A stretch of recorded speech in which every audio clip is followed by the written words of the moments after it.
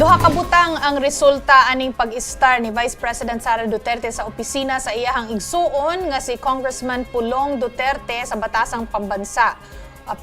Usa, nahitabo ang standoff. Ang ikaduha, na ospital ang iyang Chief of Staff nga si Undersecretary Zulaika Lopez. Balikan natong tanan ang mga panghitabo kani ang balita ni Bril Montalvo.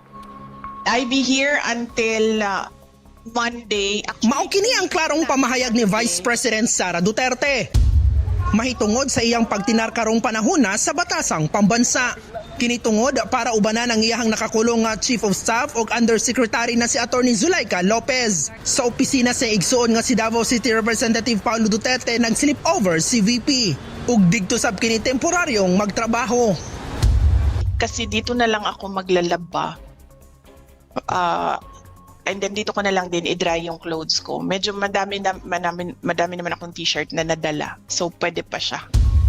Una pa man niini, pila ka oras ayha siya niadto sa batasan. Mipadala og sulat si VP Sara sa Committee on Good Government and Public Accountability. Natugtan kini nga ubanan si Lopez sa Kamara. Apan wala kini gitugtan sanglit dili kini detainee. Bisan pa man niini, gipasulod gihapon si VP Sara alang sa courtesy. Wala sab gitugtan ang isa pa kasulat ni Pulong na ibalhin sa iyang opisina si Lopez alang sa humanitarian consideration. At yung leniency na binibigay po natin sa ating Vice President, suklian din naman po niya ng respeto. Unang-una po, si ating Vice President, high profile po yan na personality. Hindi naman po yung ordinaryong mamamayan. Pag may nangyari po dyan, sagutin din po nila yan. Sana po sumunod lamang po nang sa ganun ay hindi na magkaroon ng ganitong klaseng issue. Respect begets respect. Pero pag-abot sa kadlawon, ginapalungan og suga si VP Sara isip parte sa ilang protocol sa paggamit og kuryente sa Kamara. Subay niini, nagmagahi gihapon si Duterte og dili matud pa kini muhawa dinhi.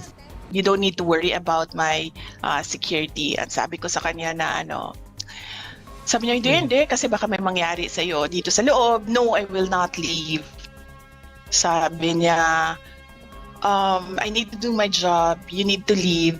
Sabi ko, ano bang gagawin mo? Bubuhatin mo ako palabas. Sabi ko sa kanya. Sabi niya, hindi naman. I will just escort you out. Tungod sa pagtinar ni VP Sara sa Kamara, gihugtan dinhi ang seguridad. Nag-lockdown sab sa South Wings. Sa eksklusibong pakiginabi sa News 5, gibutyag ni Congressman Duterte nga dili matud pa kinahanglan sa iyang igsuon ang dugang seguridad. Security? Ang tingin na sa Vice Presidente ng Pilipinas, kriminal? Kung mamatay yung Vice President dyan sa opisina ko, di wala tayong magawa. Hindi umuwi silang lahat, pauwiin nila lahat security. Marunong mo bumaril ng tao yung si Mayor Inday. Para sa 1PH, Bril Montalvo, News 5.